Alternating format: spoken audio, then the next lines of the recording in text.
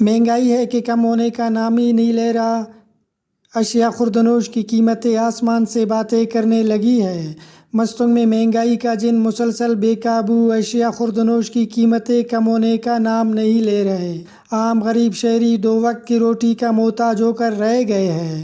موجودہ حکومت کے برسر اقتدار آنے اور ملک میں گندم کی زیادہ فصل ہونے کے بعد جہاں ملک میں آٹا، دال، چاول اور دیگر اشیاء خوردنوش سمیت پیٹرولیم مصنوعات کی قیمتوں میں نمایاں کمی ہو گیا ہے، ملک میں مہنگائی میں کمی ہونے لگی ہے، وہاں مستونگ میں بدقسمتی سے عوام کو اشیاء خوردنوش، آٹا، گوشت، روٹی اور دیگر اشیاء پر نہ ریلیف مل رہا اور نہ ہی مہنگائی میں کوئی کمی ہو رہی ہے۔ سبزی، فروٹ، گوشت، آٹا، دال، چاول، چینی سمیت تمام اشیاء کی منمانی قیمتوں کی وصولی جاری ہے، جبکہ پرائس کنٹرول کمیٹی کی جانب سے بھی اشیاء خوردنوش کی قیمتوں کے تعین کے لیے سرکاری ریٹ لسٹ جاری نہ ہونے سے دکاندار خود ساختہ قیمتوں کی وصولی جاری رکھے ہوئے ہیں۔ اس صورتحال میں پہلے سے ہی مہنگائی سے بیزار شہری مزید مہنگائی کی چکی میں پس رہے ہیں۔